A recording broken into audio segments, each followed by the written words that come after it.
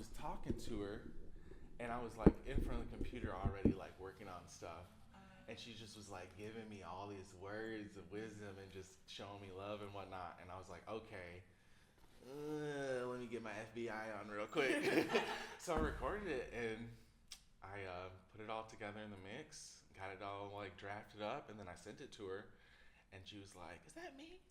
I was like, "I can't mess with you. You the feds, and I don't even know the phone calls." I'm like, "It's all for the art, man. It's all for the art." So, yeah, that's how that one really came about. And then, as far as like the connection with like Ben, his band, I think it was Basic Comfort. They he had some extra tracks or whatever he was working on, and yeah, he let me use it and do all the things to it, and bada boom, it was this very very cinematic music moment, if you will. So there's that one, and then What song was it? this is called Change of Pace. Okay. Yeah, Change of Pace. That's the first one. Um, and yeah, just as far as like the EP in itself, um, definitely a culmination of me putting together myself over the last 3 4 years. I was very much so like, oh yeah, I want to do the music, I want to do the thing, but um, coming from where I originally come from, Adrian, Michigan, super small town, um, I didn't know how in depth things could go until I got to KZoo in college and in the scene. And then after a couple of years of working out here, I was like, damn, I still got work to do. So, here I am a couple of years later with a good sense of self, a good sense of my artistry, um, and a good sense of like art in itself, especially with the paintings and stuff. When did you move to KZoo then? This was 2016. I moved to KZoo just to go to Western. Yeah, and I was like, here I am. So I've been out here for a little while now. I'm basically a resident, a community member, if you will. I've solidified myself. Yeah. And when you went to school for Western, what were you going to school for? So I jumped around majors, but originally it was sales and marketing and environmental science and sustainability. At the time when I came here, I was all about like entrepreneurship. And I had this grandiose idea that I wanted to be this big business mogul after I got my degree. So, um, yeah, that's how it all came in and got in the mix. Yeah. That's where what you ended up with is. Yeah, got into business, and from there, with the sales and marketing and environmental science, it was really cool. Then I went to supply chain. Then I went to just business management, and then after that, I was like, you know what? Let me just take a break from school. Yeah, because I mean, like I said, come from a small town. I'm like, oh, the world is just so peachy cream and everything's so sweet. And then I come here and I'm like, nah, there's actually like a lot of stuff you don't know yet. So, um, I don't know. I jumped around a little bit. I was like, yeah, I just need to take a break to kind of figure out who I am. I should have took a gap year for sure. I should have took a gap year. Uh, When did the creative endeavors start coming into play? Well, shortly after I stopped going to school for a little bit, I just dived back into the arts. I was listening to it yesterday. It's like I came out here to find myself, quote unquote, but really, like, I already knew who I was. So in that time where I stopped going to school, it was kind of like regaining my sense of self, and that's where I started diving back into the music. I started drawing and doodling a little bit more, and that's when I did my first art show. And then from there, just kind of was like a hodgepodge of like working on music, doing art, and just kind of like doing all the things.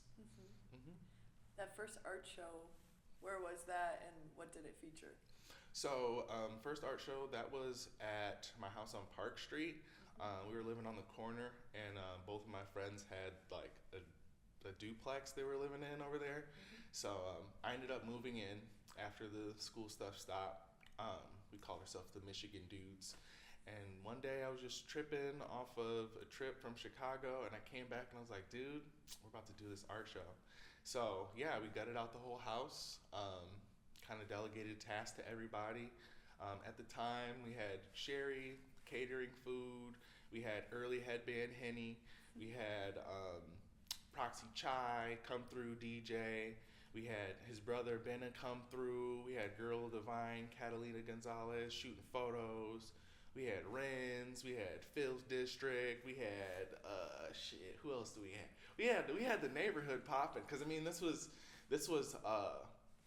after COVID, and you know, I know people were doing stuff in the Vine at the time, but you know, I was kind of like, we got to get this thing going, and I don't think anybody was really doing anything. So, bada boom, bada bing. I was like, you know, first come, first serve. So, yeah, let's put it out there. So, yeah, it was a crazy experience for sure. What art did you contribute to that event? The curation of the event, and that was my whole thing for the first couple of years. I kind of figured out myself. I didn't paint at all. And at the time, like, I was making beats and stuff, and I was recording here or there, but I wasn't really like gearing up to put anything out.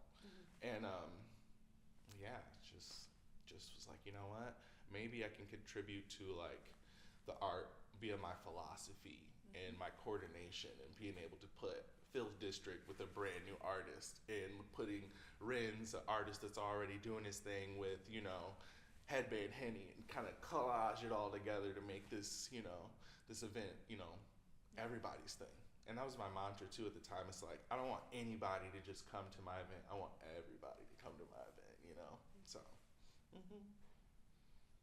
Yeah, I think that's cool. Like, taking initially like that route to bring people together, being like a facilitator for community and collaboration and stuff. That's a good place to start, I feel like, in the community, if you're not quite comfortable there putting your creative voice outward just yet. Exactly. And I mean, you know, I had already like made connections and built rapport with people, but like I felt like this was me being like, oh, I'm not just a scene kid, like this is an actual thing, like I'm actually engaged in what everybody's doing, and I also want to like put myself out there a little bit too, and show y'all that, you know, the art mind is there, you know.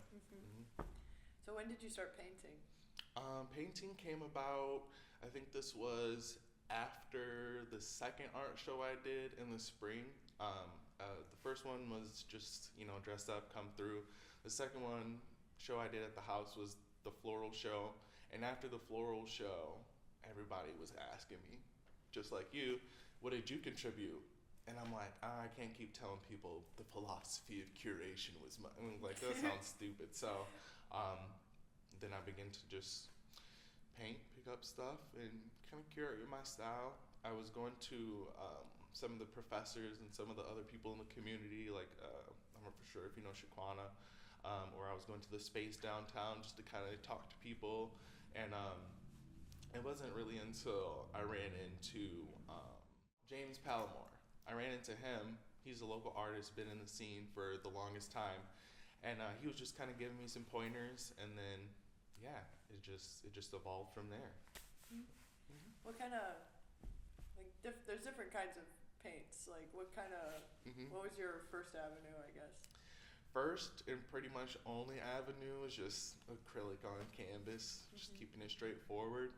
I'm a very simple kind of guy, you know. As much as I want to do this big grandiose Renaissance painting of somebody's grandma, I'm like, we'll just keep it simple. Just do the small paints, maybe do some squiggers, some circles, and then that's how I came up with my style that I do now. Yeah, how would you describe your style? Definitely contemporary. A lot of it's derived from like the Bauhaus movement. So a radical take on art, if you will. Talking about like simple things like lines and squares and triangles and primary colors to kind of capture simple things.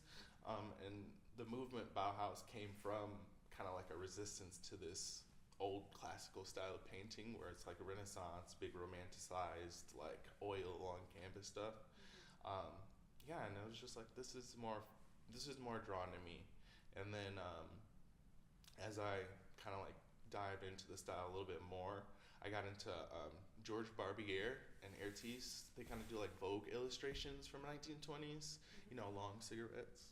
So yeah, I started to incorporate that too, and then yeah, just start putting it all together. Took some tidbits from like Keith Haring with some of my motifs. And yeah, just hodgepodge and try to create my own, you know. And it it sounded like you were doing some music a little bit before you got into the painting. Yeah. I'm kind of curious if those things, do you feel like they ever impact one another? Oh, 100%. You know, now that I have a good sense of self, they all go hand in hand. Just like if I'm thinking of a song or if I'm thinking of, some beats I'm making, sometimes the rhythm of the beat can kind of carry, how I would like draw something. And I know it's lines and circles and squares with some of my art, but I think that just kind of comes into like the complexity and the placement and the composition and the arrangement and, all synonymous with the music. So. Yeah. When you get started with a painting or making a beat, is it an idea that's kind of cooked in your brain already, or is it like, I just got to get there and it all kind of figures itself out? Definitely one of those things where it just figures itself out. I try not to come into like any type of creative endeavor with an agenda, just because I know things naturally reveal themselves over time. But yeah, that's usually how it goes, because one thing leads to another and then it just kind of builds up. I'm a quantitative person, so like everything's kind of like a formula. I have the variables, but like it's just about just putting one in front of the other and seeing what things you get, if you will. So. And how do you get started? Like, what does that look like? So for like music and stuff, it depends. If I'm like coming up with a melody or something comes in my head, I'll record it and then I'll build the beat around it, or vice versa. If I get like a beat going, I'm like, oh, that's kind of hot. Ooh. Then I'll like maybe, hum a little something or whatever. For the paintings and stuff, maybe it's a little bit more calculated. It always starts with like a circle or a square, never a triangle. Why is that rule in place? I don't know. As far as like the square, you can always kind of build off of it, and as far as the circle, things always come out of it. But like for the triangle, with all the different angles, it's hard to kind of gauge what position it's supposed to be in initially, and then from there, yeah, that's just how that came about. I know that's kind of weird, but I'm like I said, it's so funny too. Sidebar, I'm really not creative, and that's kind of like a hot take. But I say that just because, with the music and the art, it's really formulaic. Like I said, there's no agenda, but that's only because I'm coming from a base of knowledge. I'm not just like throwing shit at the wall just to kind of see if it sticks. It's like, oh, I know the foundations of it, but like, let me try to get the elements going, And with that formulaic approach, it's like, I can't just come up with something on the fly for real. Like it's all coming from like a calculated place. So. And you think that takes away from you being a creative person, or how do you? To a certain degree, I think it takes away the freedom, because I know a bunch of different artists that are just like, you know what, I'm gonna just grab paint, I'm gonna throw it, I'm gonna do this, I'm gonna slash and all that stuff, and like going to the circles, the squares, and the lines, it's not abstract or obscure at all. It's literally 90 degrees, where like the abstract art's flowing, you got biomorphic shapes and you got splatters and stuff, and it's like my brain can't like process that because it's not orderly, if you will. So that's how it goes. That is interesting. I heard a conversation recently with my friend who's a painter. She was kind of, her and her partner were having kind of a debate about like hyperrealist art and like, just taking something that you see and painting it exactly as you saw it, or like taking a photo. And like they were debating on whether that is a creative pursuit or not. Does the creativeness kind of come from like completely generating something brand new in your head and then executing it, or is that still considered a creative pursuit? It's kind of like the debated questioning. Yeah, like what you're saying kind of reminded me of it. For sure, you know, and it kind of like goes hand in hand with like projector work too. You know, people will find images on a projector and kind of trace them on, and it's like, is it? But you know, with the photos or with just generating something or even like a projector, I think it is creative, but like to a certain degree. It's creative because you took the initiative, but it's not creative because you created it through your own lens, you know? And that kind of like makes the divide. And one of my shows discussed the premise of like subjectivity and objectivity, because subjectively, everything is pretty. But like objectively, there is a true formula and there is a true like, you know, thesis behind why you do something this way or that way. It's cool to talk to somebody who, like, I also find myself like, I'm starting to bring in more visual art into my life. But I've been a musician for much longer, and it's funny how like I feel like my art practice is so super messy and like.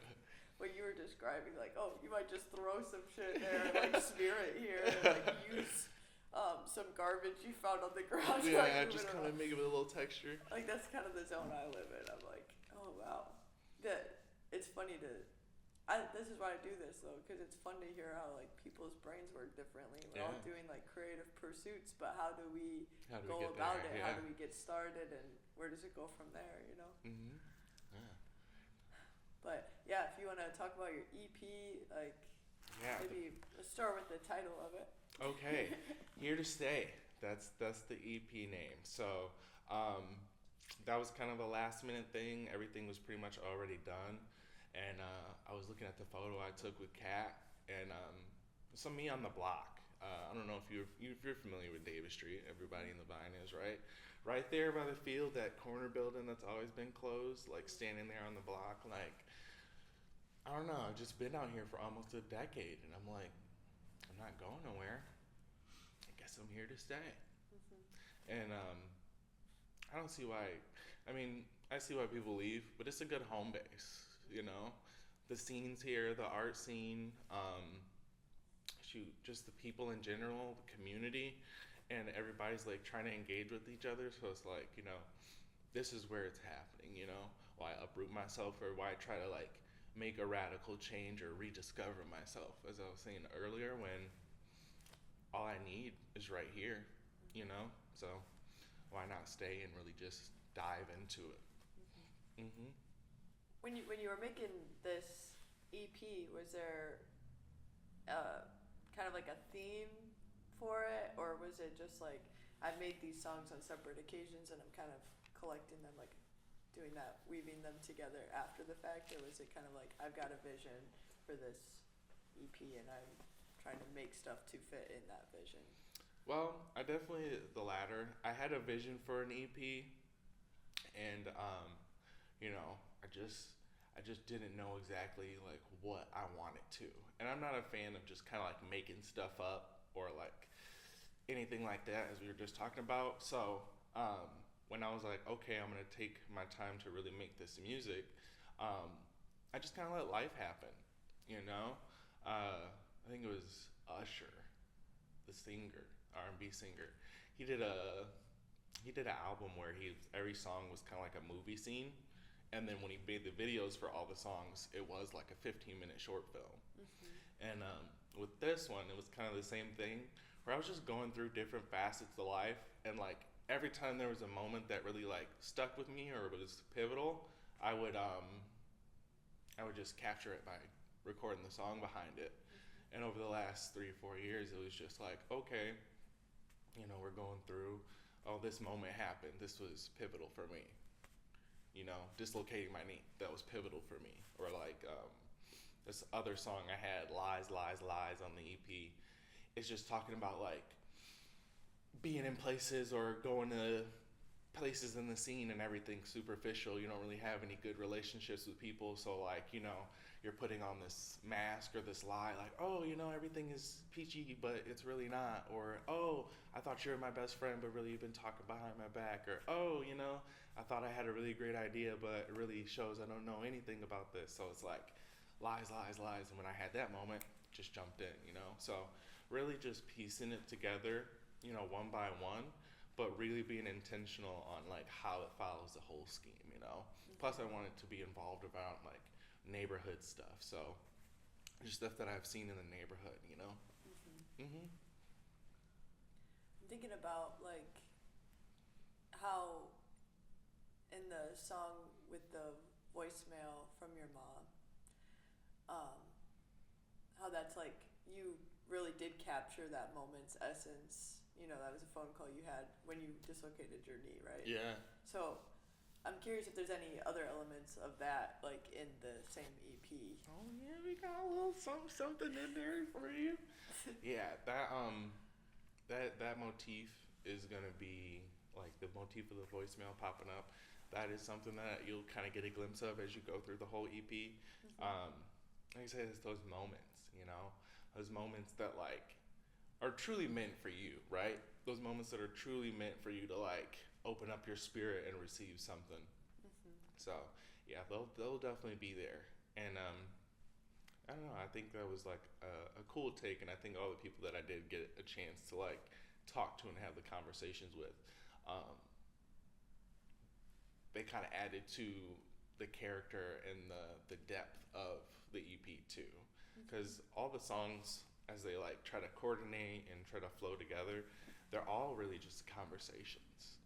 You know, that's a conversation with my mom. You know, lies is, you know, a conversation with, you know, the people or people that, you know, are willing to take a listen to me rant about all the stuff I'm going through, and I'm not telling no lies, I'm telling the truth, and, you know, just being on my high horse for a second. So the conversation is really what I'm looking to have with the people that listen, and kind of have it be like them being like a third person in the conversation, just kind of like engaging, but not really like, you know, taking a part in it. What's a feeling you hope that the EP brings people, or like what's a message that you wish to kind of send with it?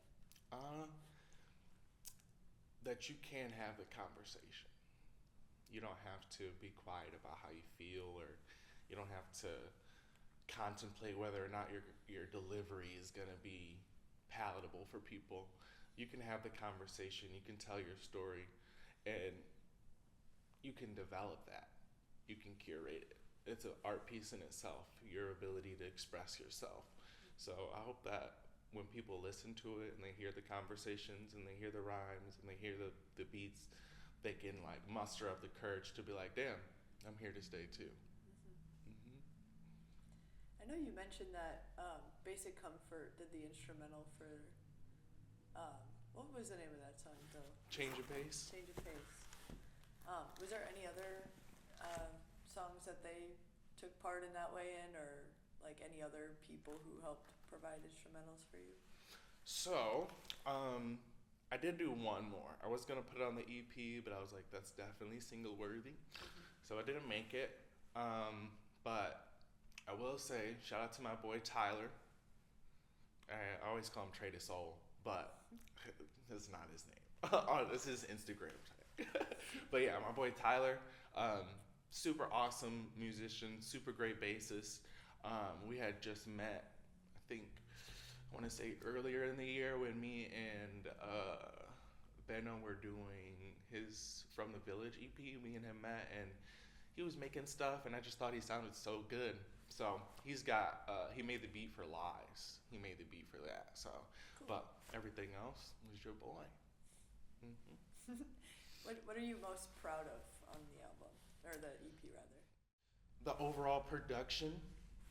I took it upon myself to do the steps, the recording, the mixing, and the mastering. Fingers crossed, we'll see how that works out for the people. But yeah, that's what I'm most proud of. I was very reluctant to do stuff like that. I was like, oh, well, I should just delegate and push it out. But I mean, just kind of from like my musical background, I was playing viola from 5th through 12th grade, music theory, sight reading, festivals, and then in 10th grade is when I actually started to produce. and that was finding mentors out in Flint, Michigan. Shout out to my boy Daryl Alexander. Put me on Personas, the DAW, and from there, I was learning mixing, and then I ran into Nate Waller from K College, super awesome musician, drum professional. He taught me the mixing and engineering portion. So I was like, you know what? This is the latter half of that. I had 3 years to kind of practice. Mm-hmm. This is the time to shine. So. Cool. Mm-hmm. So is this your kind of like first release as a music artist then, or do you have some more experience doing that? I do. I did release an EP a couple years back. It was called Captain's Quarters. And I think it still might be on my SoundCloud. But I took it down just because I was like, I'm not ready. But yeah, that's how that came about. Not my first, but this is I'm considering this one my first because it's the one that has the most intention behind it. It's the most purposeful. So. Why does this one feel like it's actually your first? Back to the art, back to that take, The first one was very abstract and obscure, just me just kind of seeing what sticks, seeing, oh, I like that, we're going to do it. I like that, we're going to do it. Where this one is no, there's a formula, and I'm going to use my creative freedom to work the formula. Mm-hmm. And that's why. Mm-hmm. Gotcha. Is there any kind of other things you want to say about the EP or yourself or your philosophy? As far as the music in the EP, I appreciate everyone in the community. I appreciate Boyd, and everybody that's pushing me to be a greater version of myself. And I'm all about gassing people up. So to everybody that's listening, you can do whatever the fuck you want to do. And as far as from the art perspective, I want people to know that, I am a businessman who does art. And, with that, it's allowed me to take some of this calculated strategic stuff and be a little bit more free-flowing and have a different approach to it. And also with the art, I am building a brand around the person that I'm coming in the art and the music world. So when people think about my music, they could look at my art and be like, oh, I can see the strategy and the complexity and the composition. They listen to my music and they're like, oh, I can see the complexity in the arrangement, and make it a synonymous thing, Mm-hmm. And then overall as a person,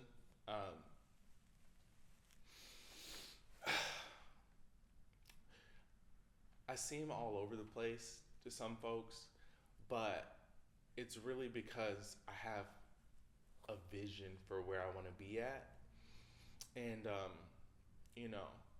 after losing myself and then regaining a sense of self, I think that, sometimes when you're on a pursuit that only you can really see, you have to learn all the different forms of empathy, sympathy, and compassion to really be able to move freely in the world without having anything damage your self-esteem or your ego or, how you view yourself, because it's all about perception, not perspective. Perception shapes your perspective because your perception is your belief and your perspective is how you view your belief. So, for everybody that's out there on the journey, if you got a vision and you can see it, hey, just have the faith. I like that. I am curious if you're comfortable talking about it, that loss of self that you were just kind of mentioning, what made it feel like that, and how did art kind of help you navigate that? Well, the loss of self came from dissonance. And it always goes back to the small town boy going to the city, I mean, when I first came to KZoo, like, this was a big city to me. And, like, don't get me wrong, I'm not dense. I have family that lives in the middle of Detroit. So I know what a big city looks like. But, you know, I moved out here by myself, no friends, no family, at 18 just to go in the dorm, you know? And who I thought I was in Adrian, this is, who I thought I was in Adrian was not who I was in KZoo.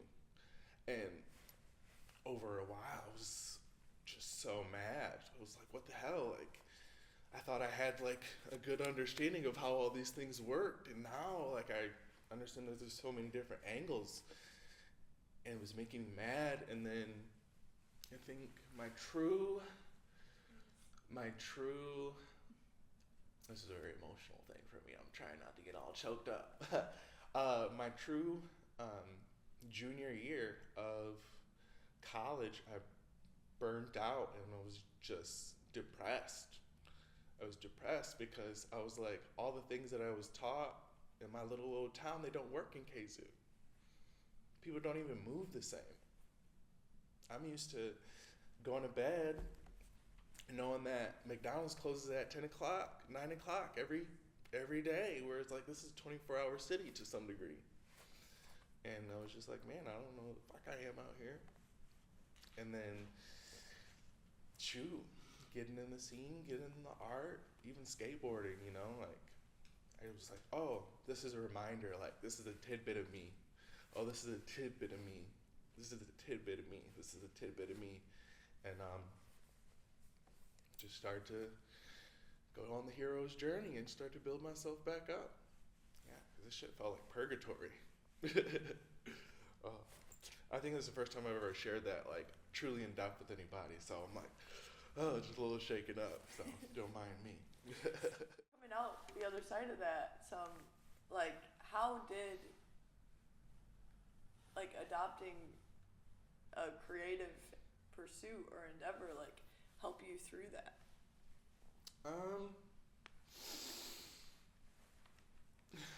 Help me get back into a flow. Because all our conversational points have some sort of, you know, touch to formula. I got so rigid and so cookie cutter because I can be kind of stubborn. Shout out to my Scorpio brothers out there. I can be kind of stubborn, and I was so fixed in what I wanted to do and what I thought was right based on my upbringing that, like, making music and painting allowed me to have a better flow. Shout out to my muse, you know who you are. She was telling me, you know, in this stream of life, you know, some of us want to hold on to the rocks because we think the stream is going to sweep us away. But truth be told, the stream is just going to help us flow to greater destinies, you know, or greater destinations. So I just stopped being so rigid and just let go. Just let go. It's a good piece of advice, I feel like. Mm-hmm. Like, when you have just this idea in your mind and you're like, I need to see it through in this way, and then when you act it out and it doesn't go the way you were hoping, like, to trash that is such an upsetting thing. Yeah, it makes you want to crash out, dude. And I mean, how, like, existential dread. Fuck school, fuck art. I just want to exist. I'll go somewhere and just disassociate and work and come home and make sure that I have enough comfort to just exist. But I was like, I can't live like that. Can't live like that. No need to withhold, as she told me. So, yeah, just let it all out. Went with the flow. Sharing that perspective is a valuable thing. And I do feel like most people go through the experience of, like, identifying with existential dread, you know, like, oh, if everything just destroys itself at the end of all of everything. Yeah. Like, what does it matter that I Yeah. was a painter or a creator of Exactly. some kind? Is like, I feel like a well that some people can fall into. Yeah, and it's a deep well. Like, that's why I say it was like getting out of purgatory. Because, I mean, I would say it candidly, that's how people kill themselves, you know? But I'm also big in philosophy, and it's Pascal's wager. And that's just an argument of like, what is it not to believe in God, or what is it to believe, you know? Because if I go with all my existential dread, no matter if I believe God, devil, music, or art, I'm still gonna die, so what does it matter? But if I'm like, fuck it, I'm just gonna believe anyway. I'm just gonna go with the flow anyway. I'm just gonna let go of all my preconceived notions or my preconceived apprehensions. I'm just gonna go with the flow. Fuck it. I believe anyway. And from there, you open yourself up to the idea of, oh, I'm not just at the bottom of the well. There's also an opening at the top. So I can get out. I just have to go with the flow of making the moves too. And yeah, that was my climb out of Mount Purgatory. Yeah, I'm for happy sure. that you chose to invest in yourself and value your own perspective enough to like share that with Heck yeah. others, or even just to do it for yourself, you know. For sure, yeah. You know, like, I always can encourage people, and like, now I'm not even shivering because I'm cold. I'm shivering because I really want to say this. Like, you know, I chose life. I chose to live, you know? And that's why I say people get to that point of despair where they don't want to live anymore. And it's just so beautiful out here. It's just so beautiful in the world. Even this building, it's like, it's so fucking beautiful in here. Why not choose to live? Why not choose to get out and just do something? And I've been saying this to a lot of people. When's the last time you did something for the first time? You know? Like, people need to know that, like, they can express themselves and they are here to stay. They don't have to leave. They don't have to go anywhere. Like, somebody's going to welcome you in.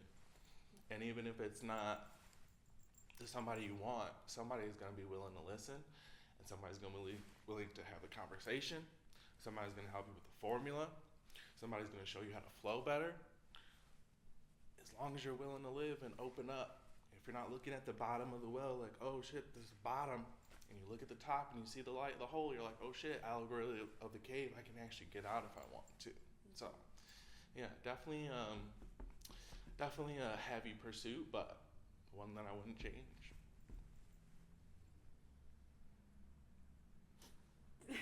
Oh yeah. Yeah. Type shit.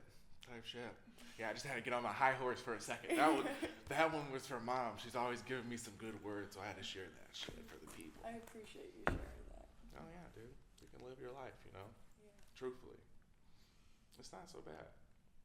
You know? And being in the environmental college and doing like the naturalist thing and whatnot, also with all the business and stuff, little sidebar too. Rogers Lawn Care. I did graphic design and EMF in vocational school in high school, and I came with this little landscaping business. So that's how the environmental stuff came about. But another thing too, from just having life and choosing to live, is like one of my mantras every now and again as I remind myself is like, I'm a part of the natural scene. I'm a part of my environment just as much as the bench, the tree, the building, the car, you know? So when you think like that, you're like, damn, well, it's not like I'm not disconnected, you know? I can make a friend with the bench at the park and we can just sit and he'll support me all the way through. Or like, I can go out and I can walk and like, I can know that like somebody will sing to me, whether it's the birds or somebody on the street busking away, you know? It all happened for you. The world's not against you holding that kind of perspective. Yeah, it really never is. And I think the one biggest thing that I had to realize as I was getting out of that, you know, was, and maybe this is a hot take too, but everything in my life that's happened to me was my choice. And that's a hard pill for a lot of people to swallow. And I know that that's not always the case. Don't get me wrong, I'm not dense. But I say that because I take control over my life. I take ownership over my life. And I step into it purposefully. Like, I'm accountable for everything that happens to me because at the end of the day, at some point, I do have a choice. And I can choose, you know. I truly can choose. So, yeah, man, once again, you know, to anybody and everybody that's listening, it's like, you can really choose. You accept the accountability and the reality, you can choose. And, like, there's no, like, good outcome for blame. Because one thing that I realized too, after I took accountability like that and looked myself in the mirror, which is another motif you'll hear in the EP, I realized that like I was trying to find blame for all the choices that I made, instead of being like, oh, you know, maybe I shouldn't have done that, or maybe I knew I shouldn't have did that, but I did it anyway. And I was like, fuck it, existential dread. But that was me playing a part of my own suffering. And once I recognized that, my autonomy aura through the roof. It's like, oh, I can choose. Do you feel like this EP might serve as like a checkpoint of what you've learned and like how you wish to carry on? Or 1,000%. 1,000%. And I'm happy you said it that way. I'm very big on like verbiages. So like, yes, definitely a checkpoint. Like, all right, I'm here to stay. Like, I'm solid in myself now. I'm happy to know that. Thank you, because it took a little bit. Oh yeah, it took a little bit, but here I am. Here I find myself. Natural part of the environment. Oh yeah, for sure. Yeah. Is there? Do you want to like tell people how they can find you or listen to your stuff, maybe? All right. So you can find me at Davey_wave on Instagram. On my page too will be handles for my art page, the Damiana Art Collection. You can find it there too. All music will be released on all platforms. And if you're in the neighborhood, come stop by and say hello.